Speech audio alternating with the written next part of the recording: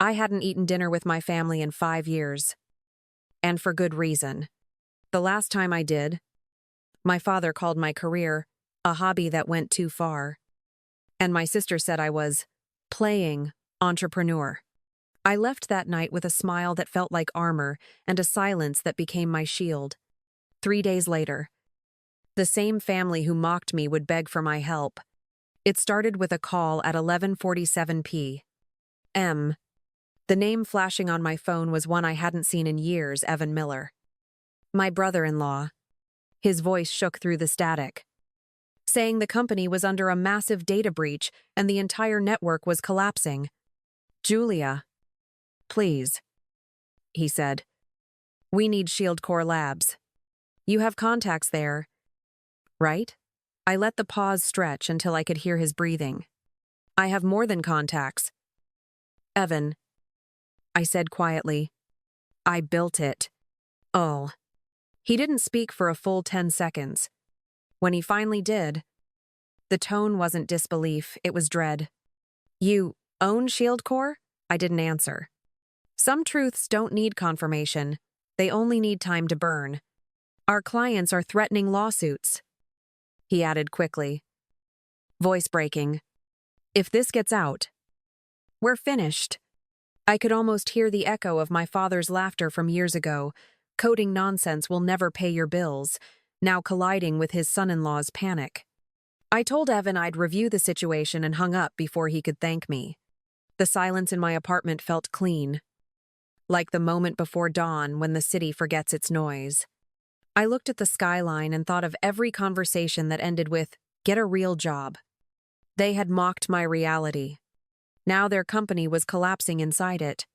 The last family dinner I attended felt more like an intervention than a meal. My father swirled his whiskey and said, "So, Julia, how's the online hobby going?"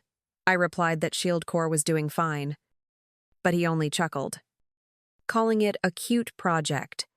My mother sighed the way she always did before turning disappointment into concern and asked, "Do you ever think about a real job? Something with benefits?" Lisa leaned across the table with that perfect lawyer smile and said, "She's chasing code instead of a career." "Mom, some people need to learn the difference." Evan laughed softly, not cruelly, but enough to echo the room's tone. My father clapped him on the back and said, "At least you married someone with ambition." The laughter that followed wasn't loud, but it burned. I told them I was building something solid, a company designed to protect businesses from cyber threats. My mother waved a hand and said, "Sweetheart, everyone says that when they're unemployed." Lisa added, "It's okay. Jules, you're creative. But reality catches up to all of us." My father poured another drink and muttered, "You can't live on dreams forever." I remember the clink of his glass more than his words. I said, "You'll see." And he smirked, saying, "We've seen enough." My mother smiled tightly, whispering, "We just want you stable." Lisa tilted her head. "Stable," she said, "isn't what you call someone still renting at 31. Dude." They thought their jokes were harmless, but every line carried a lesson in dismissal. My father talked about my brother-in-law's promotion at the bank. My mother praised Lisa's firm, and I became background noise in my own story. When Lisa raised her glass and toasted to real careers, I stood, thanked them for dinner, and left before my voice could break. That night, the air outside felt cold and clean, the kind that makes you see things clearly. I walked to my car, still hearing their laughter through the door, and promised myself I would never explain my work to them again. Some truths don't need proving. They just wait for the world to catch up. Evan arrived at Shield Core's headquarters 2 days after the call, carrying panic disguised as professionalism. He didn't expect me to be there. He was looking for someone above me. "I need to speak with your director," he said, scanning the room like a man searching for rescue. I looked him in the eye and replied, "You're speaking with her, Anne." The silence that followed was louder than any alarm. His throat tightened before he managed. "You're the director?" I told him no. I was the founder. He swallowed hard, trying to find a polite tone while his voice trembled. "Then you already know how bad this is. The system's collapsing. Clients are demanding answers. And our board's threatening lawsuits. CEO." I nodded once, keeping my voice even. "You're dealing with a level 4 data breach. Evan, under federal compliance law, you're required to disclose it within 72 hours. He shook his head quickly, saying, "If we do that, we'll lose every client we have." I folded my hands and said, "If you don't, you'll lose every license you need to keep operating." The words landed between us like a verdict. He exhaled sharply and muttered, "Lisa's going to kill me." I didn't flinch, just met his eyes. "Tell her the company she used to mock is the only reason you'll still have one." He looked away, the guilt almost visible, and said, "We'll sign whatever you need. Just fix it." I handed him the contract Ryan had prepared and said quietly, "This isn't charity. Evan, it's business. Tenure." He hesitated before signing, glancing at me as if searching for mercy. I gave none. "You told me once that real jobs come with consequences," I said. "Now you understand what that means." When he left, I stood alone in the calm that follows a storm. There was no victory in watching him crumble, only the stillness of balance restored. Some lessons take years to teach, and some debts collect themselves without a single raised voice. The news broke before sunrise. Every headline carried the same line: Shield Core Labs rescues Miller Tech from catastrophic cyber attack, valued at $120 million. My phone buzzed nonstop, the group chat lighting up with disbelief. My mother wrote first, asking, "Yulia, are you working for that company?" And I replied, "No. Mom, I founded it. If you wonkinged." Her message came fast, full of exclamation points. "You mean the same Shield Core that's on the news?" My father chimed in before she could send another, saying, "We need to talk. This is serious." I answered, "It's business, Dad. The kind I've been doing for years." Silence lingered in the chat long enough to taste. Lisa finally appeared, typing in bursts like she couldn't breathe. "Evan told me everything. You're the one handling the breach?" I said yes. She fired back, "You can't just expose our company like this. You're destroying his career." I replied, "I didn't destroy anything. I'm cleaning up what he built on arrogance." My father joined again. "You're embarrassing the family," I said. "I'm protecting yours from federal violation." Evan texted separately, short sentences filled with desperation. "They're panicking. The board's furious. Your name is everywhere." I told him the truth he refused to face. That's what happens when real work meets denial. My mother called next, voice trembling between pride and fear, saying, "Honey, people are asking questions. Reporters, neighbors, everyone." I said softly, "You wanted me in the real world. Welcome to it. Tells to see." For hours. The messages kept coming, apologies tangled with excuses. Panic hiding behind politeness. My father wrote, "We only wanted what's best for you." I responded, "No. You wanted what looked best for you." Lisa tried once more, saying, "Julia, please. Let's talk before this gets worse." I told her, "It's already worse. You just finally noticed." X.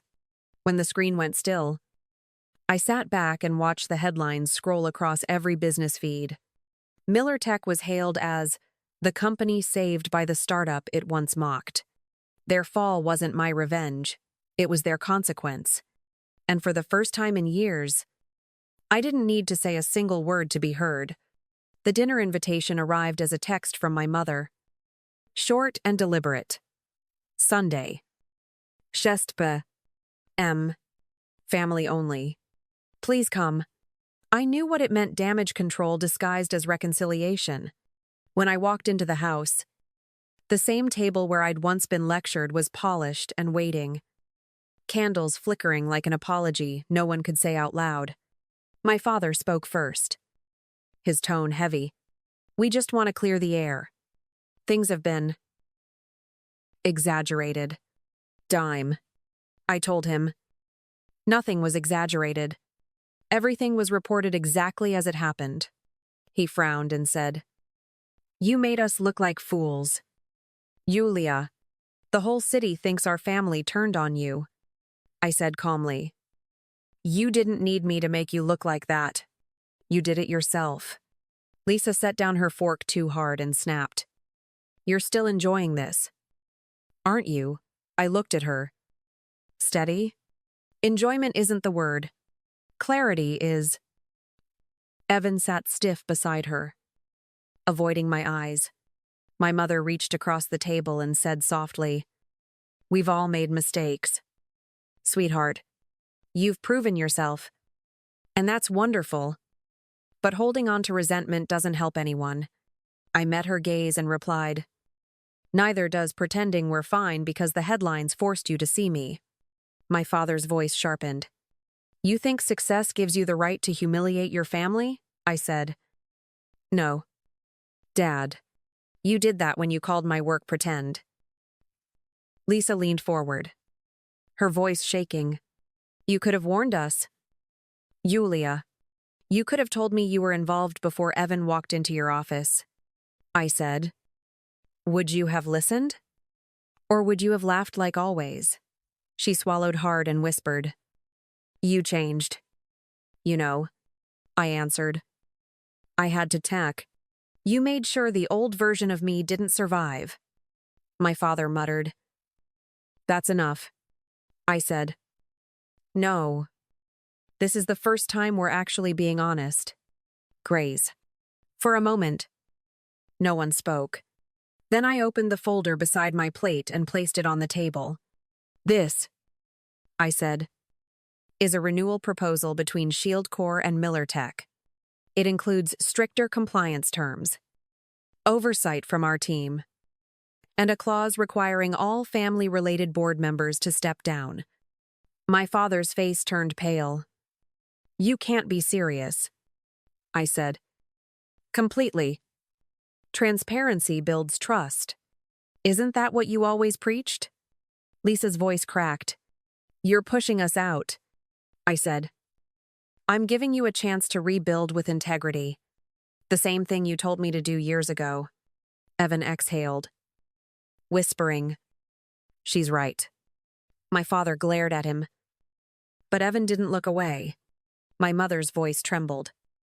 Julia, this will destroy what's left of our family, I said quietly. It already was destroyed. I'm just giving it a name.